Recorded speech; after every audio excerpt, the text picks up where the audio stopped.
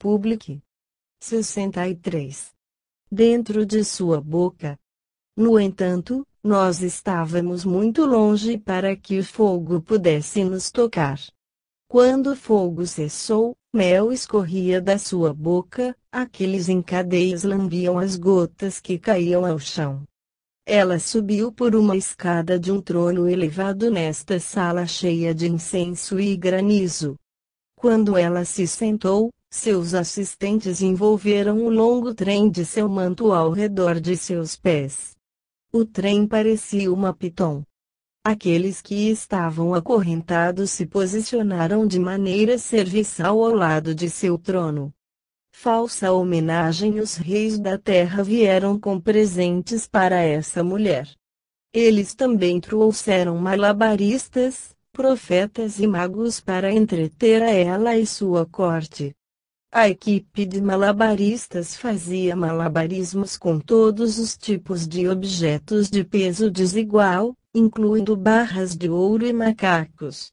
Mas o objeto que me fascinou mais era uma gaiola em que estavam escritas as almas dos homens.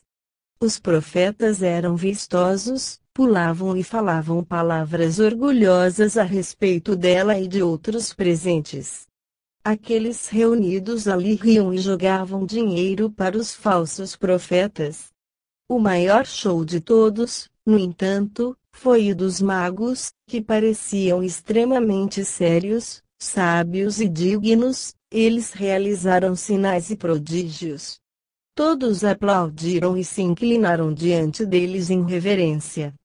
Cada rei pegava uma moeda de ouro da língua desta mulher como se fossem fichas retiradas enquanto estamos na fila de um balcão da loja.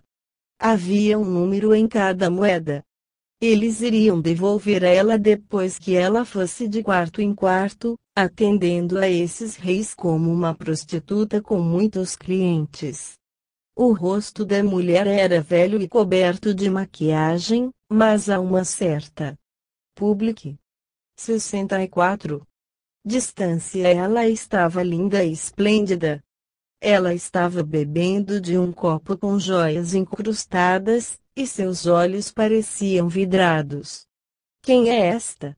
Eu perguntei ao senhor. A falsa igreja, ele respondeu. Ela torna-se uma rainha, e os escravizados comem o mel de sua boca. Ela se deu a cada demônio. Ela serve-os. Muitos irão com ela. Eu olhei para ela, horrorizada. Eu trouxe você para ver o que usa uma falsa máscara da verdade, disse. Observe bem o conteúdo. Marque bem as consequências da decisão de abraçar a escuridão em vez da luz. Todos os tipos de corrupção são gerados na escuridão. Venha, ele disse, e mais uma vez ele se tornou a águia branca. Nós vamos agora para as entranhas do dragão. Capítulo 9. As entranhas do dragão. A águia branca voou em um túnel escuro, que parecia ser uma passagem através de uma montanha, mas as paredes eram como a parte de um organismo vivo, semelhante a um intestino. Os lados das paredes pareciam embalados com material fecal, e o mau cheiro era nauseante e insuportável. Um ataque, a carne. Embora eu estivesse com a águia branca, a sujeira e a escuridão me chocaram. Eu estava com medo. Eu tentei manter algum tipo de equilíbrio espiritual, mas o medo começou a paralisar a minha fé. Desesperança, opressão e desespero estavam dentro dos muros do túnel. Eu sabia que Jesus estava me protegendo, mas a presença do mal era sufocante. Então, como um animal encurralado, minha mente começou a procurar um escape. Para onde vou? Por que estou aqui? E se eu cair neste lugar? Public 65. Como posso sair daqui? Uma vez que as dúvidas tinham ganho uma entrada, logo em seguida veio o pânico, ignorando toda a segurança da proteção do Senhor. Agora, os pensamentos, como cães selvagens, começaram a avançar em mim. Será que eles vêm de dentro ou do túnel? Eu não sabia, mas eu estava desesperada e com medo. Eu não vou fazer isso, eu não posso esperar. Eles vão me machucar. Eles vão me matar. Se o Senhor não tivesse me protegido, eu acredito que esses pensamentos teriam me rasgado em pedaços. Agarrei-me à águia branca.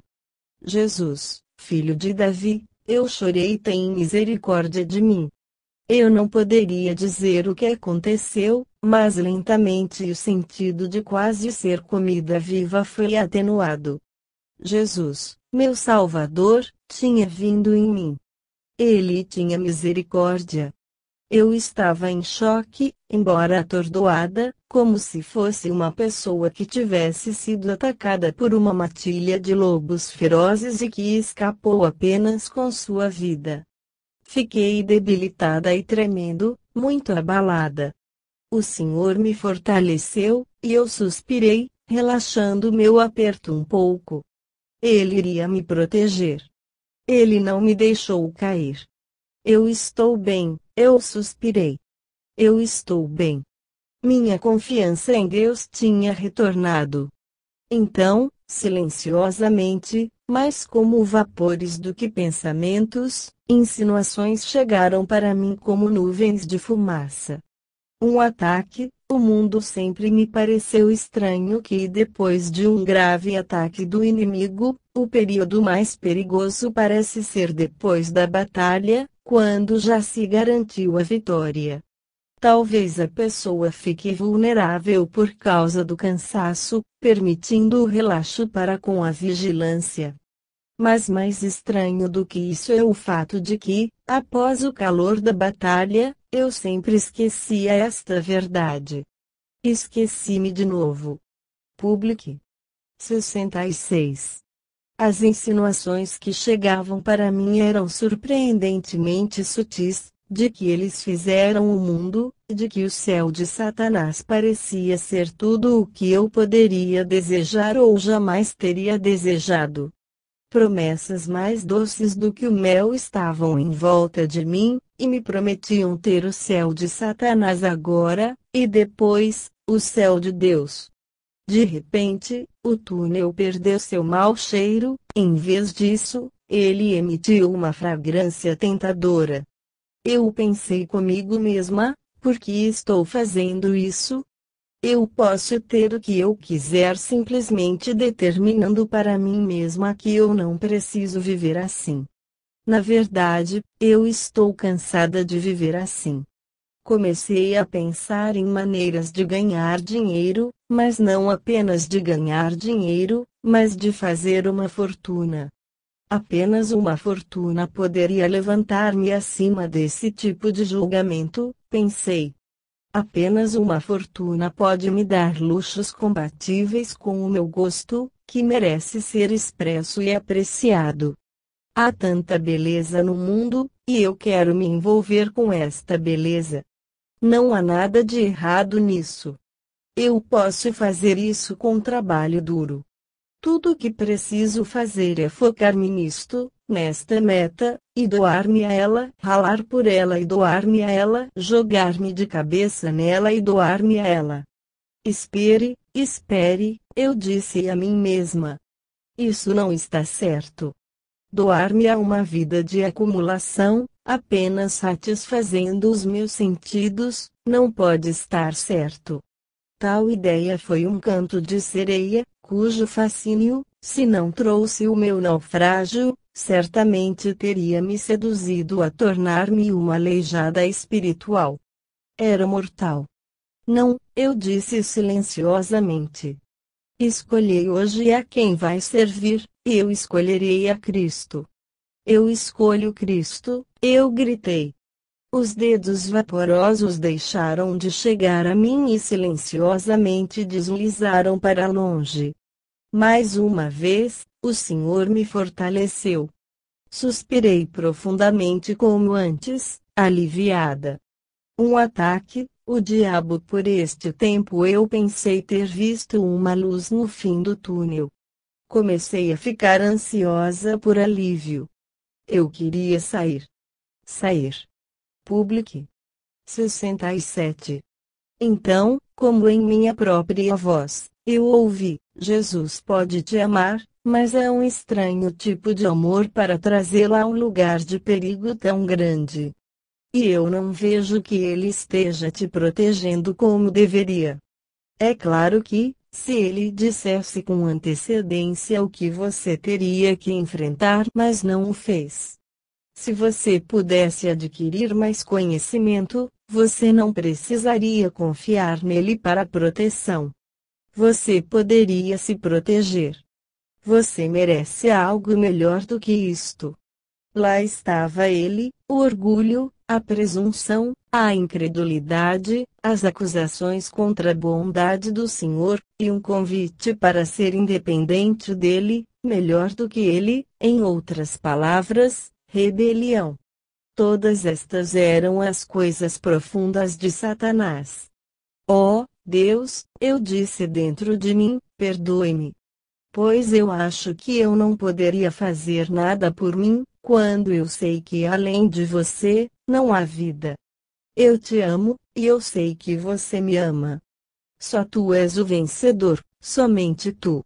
Tu somente irás fazer tudo e ser tudo em todos. Confio em ti, meu Salvador e meu Senhor, meu Deus, em quem confio.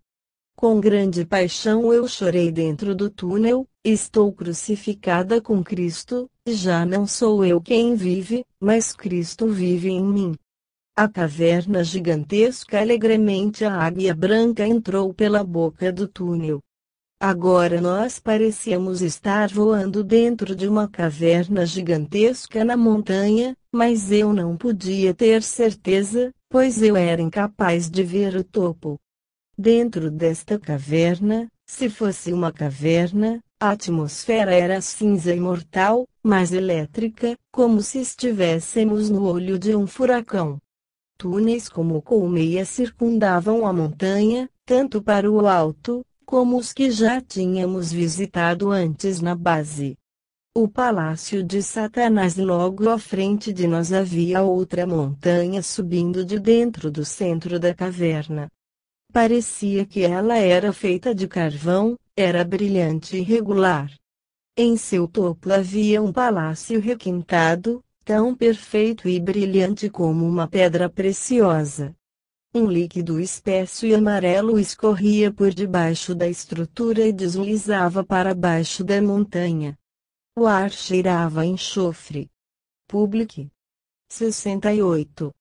Na base da montanha, grandes dragões vermelhos luxuriavam em uma fossa, como animais selvagens podiam se refrescar na água enlameada do Serengeti. Suas cabeças descansavam contra a base da montanha.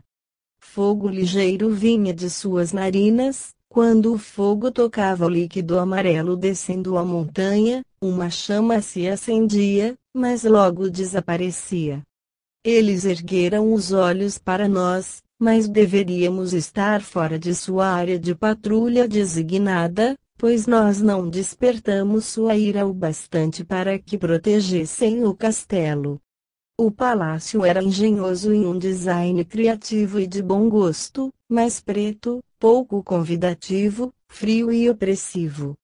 A montanha de Satanás e seu palácio, disse a águia branca. E continuou a voar em direção a ela. Ataque das arpias. De repente, anjos negros, aos milhares derramando-se dos túneis, começaram a cercar-nos, como morcegos deixando as cavernas ao pôr do sol. Eles tinham as cabeças e os torsos de mulheres e as asas, caudas, pernas e pés com garras de abutres vorazes. Eles não podem nos tocar, disse a águia branca. Mantenha calma. Estas arpias passaram por nós de perto, gritando e insultando, mas elas nunca obstruíram nossa visão do palácio nem impediram o voo incansável da águia branca. Em relação a isso, O príncipe das trevas alta no palácio negro em uma janela sem luz, uma figura solitária apareceu, olhando para nós. De longe, se podia sentir o seu poder, autoridade e solidão extrema. Sim, solidão, separação, isolamento, e um coração frio, frio. Ele parecia um príncipe espanhol. Ele usava um robe de veludo preto elegante com joias incrustadas, de muito bom gosto e perfeitamente preparado. Ele era bonito, quase perfeitamente bonito, com cabelo preto brilhante e olhos escuros e inteligentes. Public 69. Ele acenou com a mão, e as arpias voaram tão rapidamente como tinham vindo, recuando para o favo de túneis. O som de milhares de asas de couro diminuiu, deixando a caverna tranquila. Depois disso, ele continuou imóvel na janela, com os olhos fixos em nós, sozinho, como um rei que é também um amante rejeitado. Eu pensei comigo mesma, lá está ele, que era tão cheio de luz, ele que foi chamado de brilhante e agora príncipe das trevas, aquele cuja executiva capacidade ainda é tal que ele administra um império vasto e global de engano, seduzindo o mundo inteiro. Vendo a sua beleza impecável, sem idade, eu não poderia deixar de me perguntar o que ele deveria ter sido antes de sua queda, pois ele foi criado sublime, a fim de manter a posição mais exaltada na corte celestial. Ele era o querubim ungido. Gostaria de saber se uma vez houve 3 querubins que guardavam o trono de Deus, um de cada lado e um acima. Era por isso que ele foi criado tão belo, sábio e poderoso. Para que proteger o trono de uma posição elevada. Ele andou no meio das brasas de fogo, dividindo o coração de Deus, íntimo com a divindade. Será que ele traiu aquele a quem amava o atacando de cima? É essa a razão pela qual ele se gabava de que exaltaria o seu trono acima das estrelas de Deus? Lá está ele, eu pensei comigo mesma, ainda superior, mas superior agora somente no mal, e por causa do salto do seu orgulho, isolado, fora do alcance da misericórdia e além da possibilidade de pedir por ela. A águia branca virou-se do palácio e começamos a voar em direção ao túnel.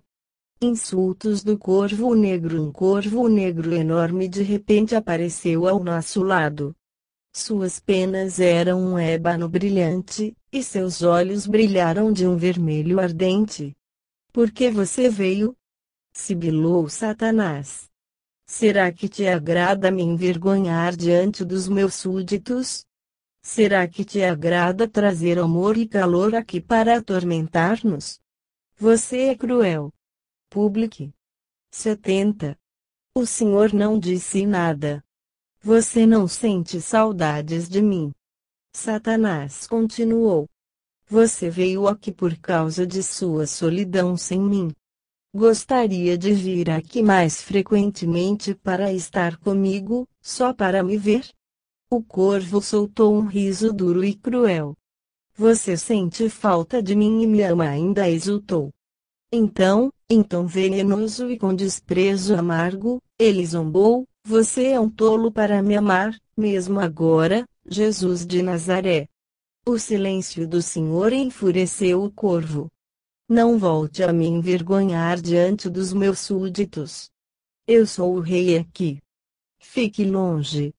Eu não te amo, e eu desejo toda a sorte de tormentos requintados sobre você para expressar meu desprezo. Fique longe. Satanás vomitou com veemência.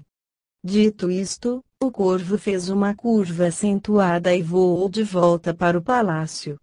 A águia branca continuou pelo túnel de onde tínhamos vindo.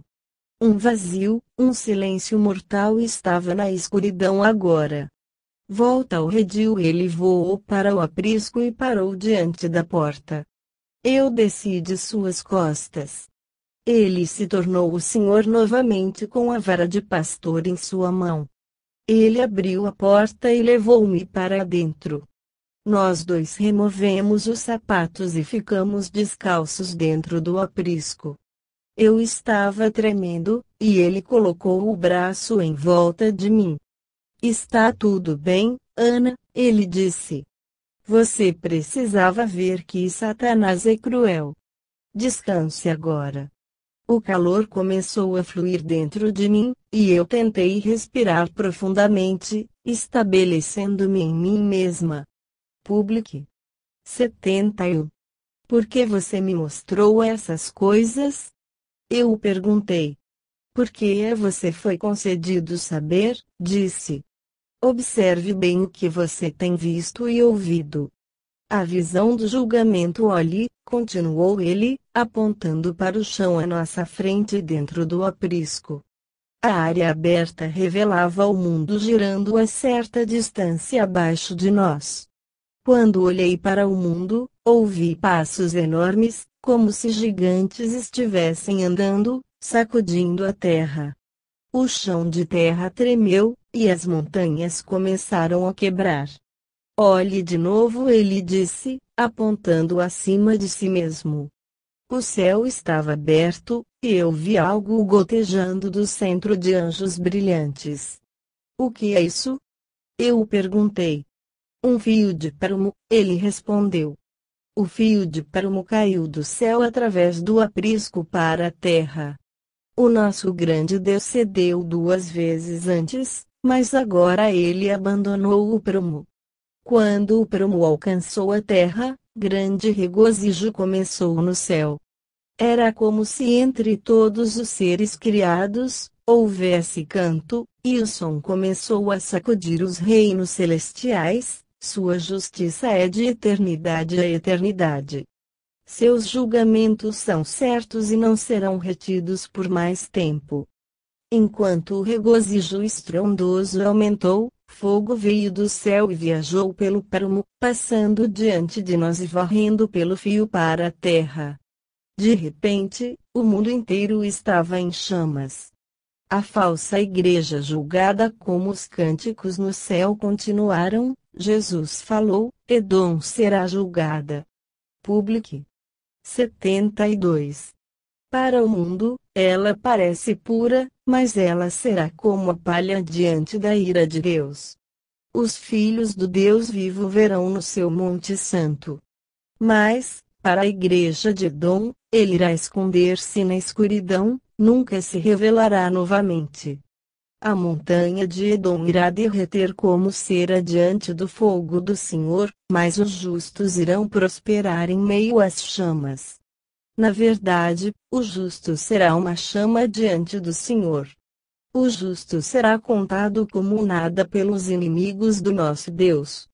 Eles serão ridicularizados, uma coroa de espinhos será pressionada contra seus rostos, mas Deus, nosso Deus, vai consumir os espinhos com seu fogo e curar suas feridas com o seu bálsamo. O fio de prumo caiu. A terra tremeu como se gigantes andassem na terra. O poder de Deus será visto. Nenhum gigante pode resistir ao seu poder. Nenhum gigante pode andar em sua chama. Os justos vão olhar para cima e se alegrar com todo o conjunto do céu. Em um refrão poderoso que irá proclamar a sua justiça e seu poder. Sua justiça prevalecerá, pois o prumo caiu e não será removido. Medo, ó tu que se deita com a víbora, tu que bebes veneno de víboras. O dia está chegando e agora é, quando a palavra do Senhor cortará você em 2, você irá se contorcer em agonia e será para aqueles que abraçam ídolos. Os céus anunciam a sua justiça e seu trono, como uma grande rocha, ele irá cair sobre os ímpios. Os justos olharão para o seu rosto, mas a escuridão irá cobri-lo sim, como uma mortalha dos olhos de Esaú. Ai dos que abraçam os ídolos. Eles se casam com os demônios. Fogo tem viajado pelo prumo. relâmpago tem piscado de sua mão. Na verdade, o mundo verá, mas permanecerá enganado. Quando os gigantes andam na terra, as montanhas tremem, mas quando Deus caminha a terra, as montanhas derretem. Enquanto o canto da justiça de Deus prosseguia no céu, ocorreu uma divisão, uma separação, uma apostasia, e um desapego. Ruína segue a reverberação desse refrão. Divisão que não pode ser. Publique. 73. Medida até que Péramo caia do céu para a terra. Todo o céu uniu-se na música, e tudo na terra escutará, mas não ouvirá. Juízos estão na terra. Os justos irão crescer em justiça, e os ímpios rangerão os dentes e amaldiçoarão a Deus. Apegue-se a Deus, Ana. Apegue-se a Deus. Ele cedeu uma vez, mesmo duas vezes, mas agora o julgamento começou na casa de Deus. Os justos resplandecerão como o sol, e a igreja corrupta, embora ela seja rica, enfeitada com belos presentes de Deus, será como a palha diante dele. Porque ele não cederá mais, e a montanha de Esaú será nivelada. Um homem chutará a poeira da montanha e dirá: onde ela está? Não permanecerá nem do tamanho de um formigueiro. Onde ela está? Suas rochas e terras serão moídos até o pó, e desaparecerão. Em seu lugar haverá um deserto que ninguém irá virar para o lado para ver, porque nada permanecerá. A montanha do Senhor, o justo verá isto e se alegrará. Eles se juntarão ao coro poderoso dos céus. Eles andarão pelas ruas de ouro e se alimentarão do maná. Eles ficarão ao lado do fio de Péramo e não se envergonharão. Retidão e justiça são a base do teu trono, ó Deus justo. Ó justo e verdadeiro, a humanidade tem pensado que é mais justa do que tu, mas para os justos tu revelarás tua justiça, e para o justo, tu te revelarás como somente tu podes. Junte-se ao coro, o Senhor continuou, junte-se ao coro dos filhos de Deus. Proclame sua justiça para todos sempre. Que o som do nosso brado encha o céu. Que o som do nosso brado enche a terra. Junte-se a alegria, enquanto o cântico entoado, cai com o peso mais forte do que passos de gigante, caindo o peso do trono de Deus. Regozijai-vos, ó céus, chorai, ó mundo. Regozijai-vos, ó justos, e trema, ó carne. Porque fogo veio do céu, viajando pelo Péramo, e apenas o Filho de Deus passará por esta chama. Regozijai-vos, ó céus, e alegrai-vos, porque os julgamentos começaram, a redenção final está próxima. Nosso Deus vai acertar as contas. O fio de Péramo não será removido até que tudo alinhe-se com o Filho de Deus. Alegrai-vos. Publique. 74. O Senhor se virou para mim e disse: observe bem o que você tem visto e ouvido, pois essas coisas são e serão, e nenhuma mão irá impedi-las. Venha. Ele pegou na minha mão, e juntos seguimos o flamejante Péramo no céu. Capítulo 10. O trono de Deus. À medida que subíamos, a luz tornava-se colorida, vibrante, quase viva. O som do canto intensificou-se umas 100 vezes enquanto seguíamos o fio de Péramo flamejante até terceiro céu. Sua justiça é de eternidade a eternidade. Seus julgamentos são certos e não serão retidos por mais tempo. Celebração jubilosa. Quando Jesus apareceu no mar de vidro, um grande brado se ouviu. Aqueles que cantavam explodiram em cânticos espontâneos e regozijo com a visão dele. Nós tínhamos entrado no terceiro céu pelo que parecia ser a parte de trás da sala do trono. Os remidos começaram a dançar como se fossem esquivando-se em um rápido movimento de deslizamento, como dançarinos na terra que dançam em grupo. Os movimentos eram vigorosos e alegres. Quem passava perto de nós estendia a mão ao toque Jesus e ele estendia a mão para tocar mão após mão de quem passava na dança.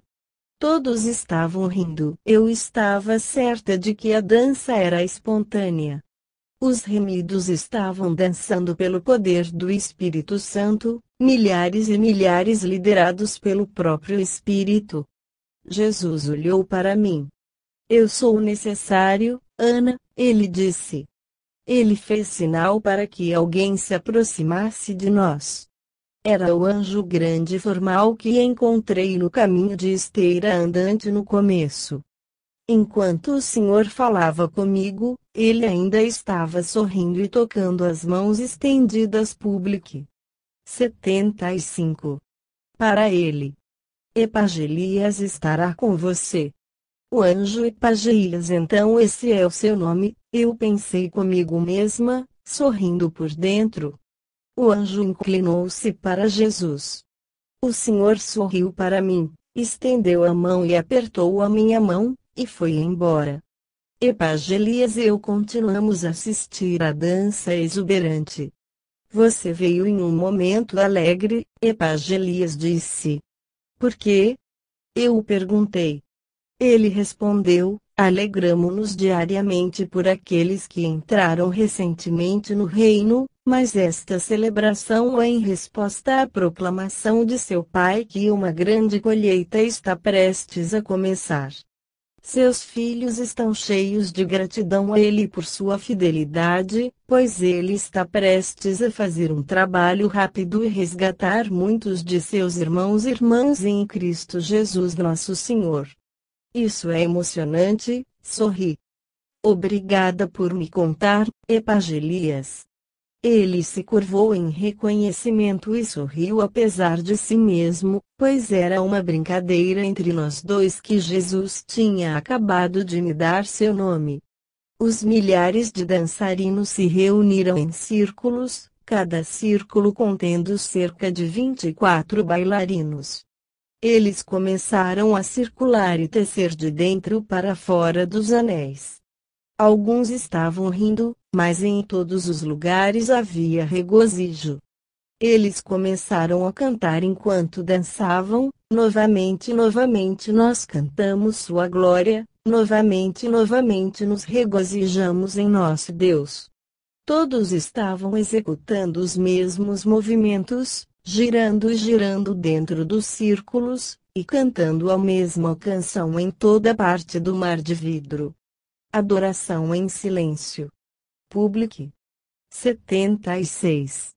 Então, como pela direção do Espírito Santo, a música desacelerou para um suspiro, uma pausa, um selá. Os resgatados também fizeram uma pausa, em silêncio, com os braços levantados para Deus. Lembrei-me de Salmo 65, onde afirma: a ti, ó Deus, espera o louvor em Sião. Após uma longa pausa, uma melodia lenta e imponente começou.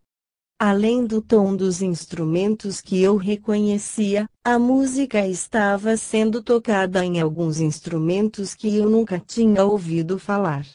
Talvez fossem de outras culturas ou de algum projeto antigo. Em harmonia com a música instrumental, o som era encantador. Ele não era um som falado, nem tocado por músicos. O que era então? Dança de adoração. Remidos responderam à música, começando uma dança majestosa de adoração. Os movimentos eram reais e nobres, e eles executaram com grande cuidado e intensidade. Talvez uma dança pavana, é a dança da terra que mais se aproxima deste culto dos remidos. Eu senti que eles estavam dançando para expressar sua reverência. Sua dança era uma homenagem. A mudança de ritmo permitiu-me me orientar. O trono de Deus, a sala do trono era tão brilhante com a luz quanto o reino de Satanás era escuro. A superfície sobre a qual os redimidos estavam dançando era um pavimento de luz que parecia um azul translúcido. A área era imensa como uma praça enorme. Na extremidade deste mar expansivo havia uma luz ofuscante branca, no centro da qual estava o trono de Deus. Um grande anseio brotou dentro de mim, e um sussurro involuntariamente escapou: Papai, sua presença me atraiu com as cordas do amor. Epagelias olhou para mim e sorriu. O Pai se manifesta pela luz de uma brancura indescritível. Sua glória incriada irradia em todas as direções para formar uma grande esfera de cores incríveis. De uma distância considerável esse brilho parece um olho com uma deslumbrante pupila branca. Talvez a esfera seja devida ao Public. 77. Reflexo sobre o mar de vidro. Eu não poderia dizer. Mas lembrei-me que muitas vezes a igreja primitiva tinha mosaicos ou afrescos do olho de Deus em seus edifícios. Parada sobre o mar de vidro, eu imaginei se eles estavam procurando retratar a glória do Pai, assim como sua onisciência.